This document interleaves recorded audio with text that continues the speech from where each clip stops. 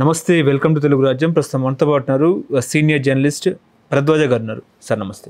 నమస్తే భరద్వాజ గారు, ఇప్పుడు అమరావతి 2.0 ల్యాండ్ పూలింగ్, అదేవిధంగా భూసేకరణలో పవన్ కళ్యాణ్ ప్రభుత్వంపై సీరియస్ అయ్యారని చెప్పేసి కూడా వార్తలు వచ్చిన పరిస్థితి. ఒకవేళ మళ్ళీ భూసేకరణ ల్యాండ్ పూలింగ్ జరిగితే అమరావతి రైతుల నుంచి కూడా వ్యతిరేకత వస్తుంది, మళ్ళీ మనకు ఇబ్బంది అవుతుంది అన్నట్టు కూడా పవన్ కళ్యాణ్ చెప్పినట్టు చర్చ నడిచింది. మళ్ళీ ఒకవేళ అమరావతి ల్యాండ్ పూలింగ్ భూసేకరణ జరిగితే ప్రభుత్వం ఇరుకున పడే అవకాశం ఉందంటారా? లేదండి, కన్విన్స్ చేస్తారు. కన్విన్స్ ఎందుకు చేస్తారంటే, ల్యాండ్ పూలింగ్ ఎందుకు చేస్తున్నాడు ఆయన కోసం చేయట్లేదు, అభివృద్ధి అనే పేరుతో చేస్తున్నాడు. దేనికి అభివృద్ధి? స్టేట్ అంటే ప్రజల అభివృద్ధి కావచ్చు, రాష్ట్ర అభివృద్ధి కావచ్చు, ఇవన్నీ కూడా దేంతో సాకారం అవుతాయి అనుకుంటున్నారు అందరూ? పెట్టుబడులు రావడంతో సాకారం అవుతుంది. పెట్టుబడులు ఎవరు తెస్తారు? కార్పొరేట్ శక్తులు తెస్తాయి, విదేశీ కంపెనీలు వస్తాయి, విదేశీ కంపెనీలు పెట్టుబడులతో వస్తాయి. ఇది కదా నెరేటివ్. మరి వాళ్ళు పెట్టుబడులు పెట్టడానికి వచ్చినప్పుడు వాళ్ళకి ఇవ్వడానికి స్థలాలు ఉండాలిగా వీళ్ళ దగ్గర. ఆ స్థలం కోసం విపరీతంగా ల్యాండ్ బ్యాంక్ ఏర్పాటు చేసుకుంటున్నాయి అన్ని ప్రభుత్వాలు. కేంద్ర ప్రభుత్వం వక్ఫ్ బోర్డుని ఎందుకని కంట్రోల్లో తీసుకుంది అంటే, వాళ్ళకి విపరీతమైన ల్యాండ్ బ్యాంక్ ఉంది. దాన్ని తన కంట్రోల్లోకి తీసుకుంటే తను కార్పొరేట్లకి ఎక్కడో చోట ఫెసిలిటేట్ చేయాల్సిన పరిస్థితి వచ్చినప్పుడు ఈ ల్యాండ్ వాడేద్దాం అనే ఉద్దేశంతో ల్యాండ్ బ్యాంక్ పెంచుకోవడంలో భాగంగానే వక్ఫ్ భూముల మీద కంట్రోల్ తీసుకున్నారు. గతంలో దేవాలయాల తాలూకా భూముల మీద ఎలాగైతే కంట్రోల్ తీసుకున్నారో అలాగే ఇక్కడ కూడా కంట్రోల్లో తీసుకున్నారు. ఇలాగే ప్రతి చోట జరుగుతుంది. ప్రతి ప్రభుత్వము, తెలంగాణ ప్రభుత్వం కూడా ల్యాండ్ అంటే ప్రభుత్వ భూముల పరిరక్షణ కోసమే, ల్యాండ్ బ్యాంక్ కోసమే హైడ్రా పెట్టింది. హైడ్రా పెట్టి ప్రభుత్వ భూముల ప్రభుత్వ భూముల పరిరక్షణ, అది మా తక్షణ కర్తవ్యం అని చెప్పాడు ఆయన, హైడ్రా రంగనాథ్ గారు. కాబట్టి ఈ ల్యాండ్ ప్రభుత్వ భూముల పరిరక్షణ కార్యక్రమం, ల్యాండ్ బ్యాంకింగు చూసుకోవటం, ఈ రెండు పనుల మీద కేంద్రీకరణ ఉంది అందరికీ. ఈ కార్యక్రమంలో భాగంగానే చంద్రబాబు నాయుడు గారు ముందు చూపుతో ఇంకో 40,000 ఎకరాలు తీసి పక్కన పెట్టేసుకుంటే ఎవరు వచ్చి అడిగినా ఇవ్వడానికి ఇబ్బంది లేదు కాబట్టి హ్యాపీగా ఇచ్చేయచ్చు, అలాట్మెంట్లు ఇవ్వచ్చు. అలాట్మెంట్ ఇచ్చాక ఎలాగూ ఆయనకి మీకిది మాకది పద్ధతి ప్రకారం ఆయనకి రావాల్సినవో ఆయనకు వచ్చేస్తాయి. ఇక్కడేమో ప్రజలది అని చెబుతున్నటువంటి ప్రభుత్వ సంపద అంతా కార్పొరేట్లకి కట్టబెట్టడం అనే విషయం మీద డిఫరెన్స్ ఉంది పవన్ కళ్యాణ్, కానీ నేనైతే అనుకోవడం లేదు. పవన్ కళ్యాణ్ ఆ విషయంలో ప్రభుత్వంతో ఘర్షణ పడే పరిస్థితి కూడా అంతకంటే లేదు. ఆయన చాలా క్లియర్గా ఈ విధానాలన్నీ, ఈయన చంద్రబాబు నాయుడు విధానం మాత్రమే కాదు, అది కేంద్ర ప్రభుత్వ విధానం కూడా అదే. ఎవరు ముఖ్యమంత్రిగా ఉన్నా చేయక తప్పని పరిస్థితి. అందుకని పవన్ కళ్యాణ్ కాదు, ఎవరూ దీన్ని అడ్డుకునే పరిస్థితుల్లో లేరు, ఆలోచనలో అంతకంటే లేరు. చాలా స్పష్టంగా వాళ్ళు ఈ ల్యాండ్ బ్యాంక్ పెంచుకొని కార్పొరేట్లకు అప్పచెప్పడం కోసమే 40,000 ఎకరాల ప్రోగ్రాము ల్యాండ్ పూలింగు అనౌన్స్ చేశాడు ఆయన. దాదాపు 1,500 గజాల స్థలంలో, 1,500 కాదు ఇంకా ఎక్కువే, అంటే ఒక రైల్వే స్టేషన్ కోసం దాదాపు 2-3 ఊళ్ళని ఖాళీ చేయించే ప్రయత్నం చూస్తున్నాం అమరావతిలో. విజయవాడ రైల్వే స్టేషన్ని మించిన రైల్వే స్టేషన్ కడతామని చెప్తున్నారు అక్కడ. ఆ చెప్పే క్రమంలో వాళ్ళు చాలా పెద్ద ఎత్తున భూమిని గ్రాప్ చేసి కంట్రోల్లోకి తీసుకునేటువంటి ప్రయత్నం చేస్తున్నారు. ఇలా ప్రతిదీ ఎక్కడి నుంచి అన్ని, అంటే ఒక పెద్ద ఇంటర్నేషనల్ ఎయిర్పోర్ట్ కడతాను అమరావతిలో అంటున్నాడు. మరి విజయవాడ ఎయిర్పోర్ట్ని ఏం చేస్తారు, ఆ గన్నవరం ఎయిర్పోర్ట్ని అని అడిగితే సమాధానం ఉండదు. ఏదో ఒక పేరుతో విపరీతంగా ల్యాండ్ని బ్లాక్ చేయాలి. బ్లాక్ చేసి అవన్నీ తన కంట్రోల్లో పెట్టుకోవాలి. కార్పొరేట్ శక్తులు ఏమైనా వస్తే అడిగినప్పుడు వాళ్ళకి ఇవ్వాలి, ఇవ్వడం ద్వారా తానేదో ప్రయోజనం పొందాలి. ఇది కార్యక్రమం. ఈ కార్యక్రమం కోసమే ఆయన 40,000 ఎకరాలు మళ్ళీ పూల్ చేద్దాం అన్నాడు. దానికి పవన్ కళ్యాణ్ అడ్డు చెప్పే ప్రసక్తి లేదు, హ్యాపీగా జరిగిపోతుంది. పవన్ కళ్యాణ్ అడ్డు చెప్పాడు అంటే, పవన్ కళ్యాణ్ నిజంగానే అడ్డు చెప్తే అడ్డు చెబితే ఆయన ఎన్డీఏ కూటమిలో ఉండటానికే ఇబ్బంది పడే పరిస్థితి కల్పిస్తారు. ఎందుకంటే భారతీయ జనతా పార్టీ కేంద్ర ప్రభుత్వ విధానం కూడా ఇంతకంటే డిఫరెంట్గా ఏం లేదు. వాళ్ళు కూడా అదే ఆలోచనతో అదే పనుల్లో ఉన్నారు. అందుకని పవన్ కళ్యాణ్ వాళ్ళని కాదని నిర్ణయాలు తీసుకుని, సొంత నిర్ణయాలు తీసుకుని చంద్రబాబుతోనో మరొకళ్ళతోనో గొడవ పడే పరిస్థితిలో లేడు ఆయన.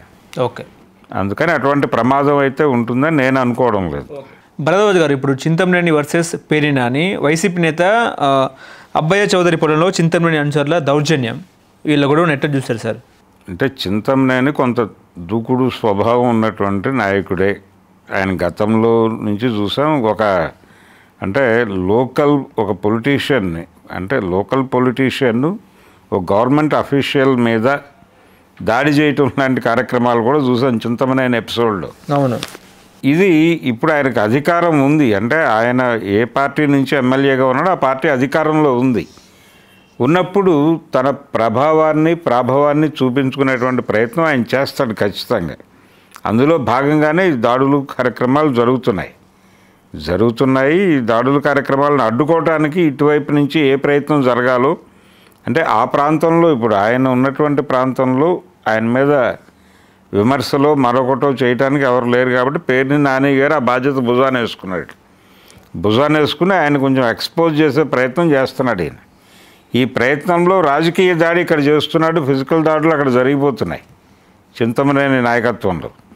కాబట్టి రెండింటినీ కంట్రోల్ చేయాల్సినటువంటి పరిస్థితి పేర్ని నానికి వచ్చింది.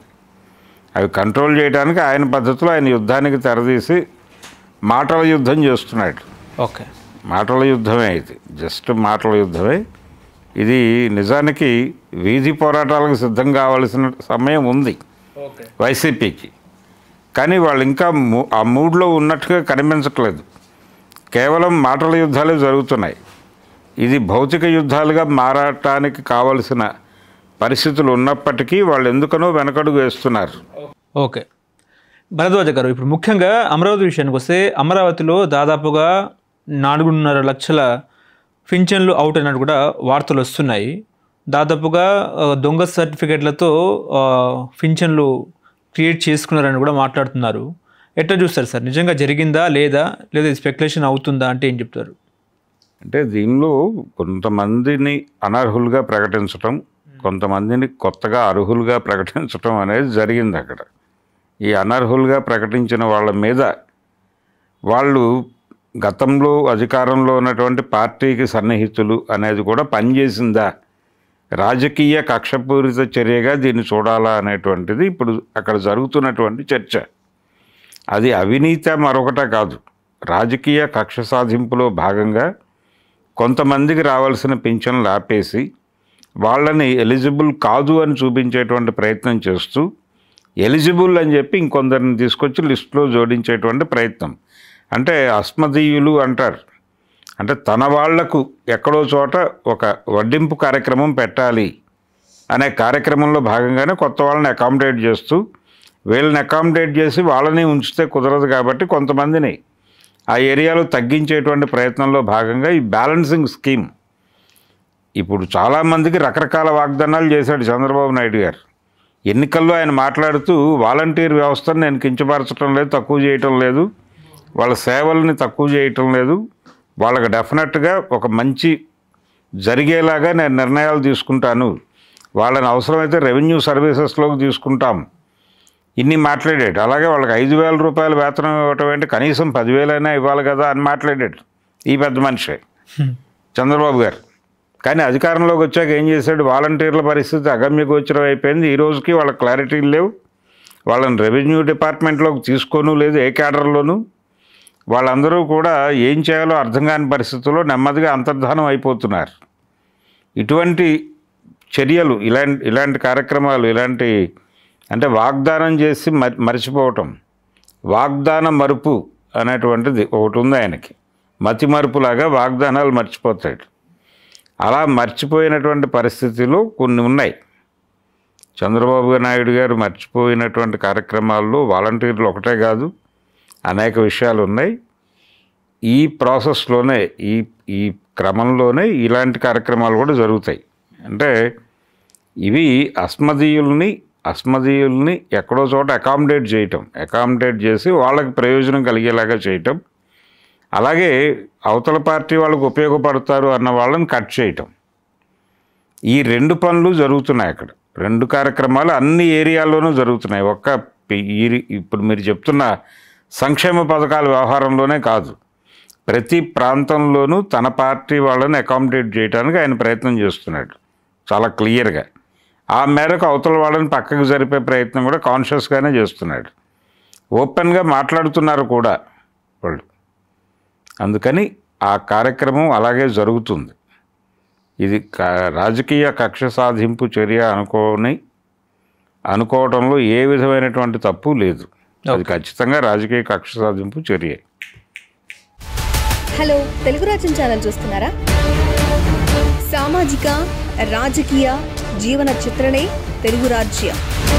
అతిశయోక్తులు అసత్యాలు ఉండవు. రాజకీయ కోణం కాదు, ప్రజా కోణమే కొలబద్ద. తెలుగు రాజ్యం వీక్షణ మీ ఉత్తమ అభిరుచికి నిదర్శనం.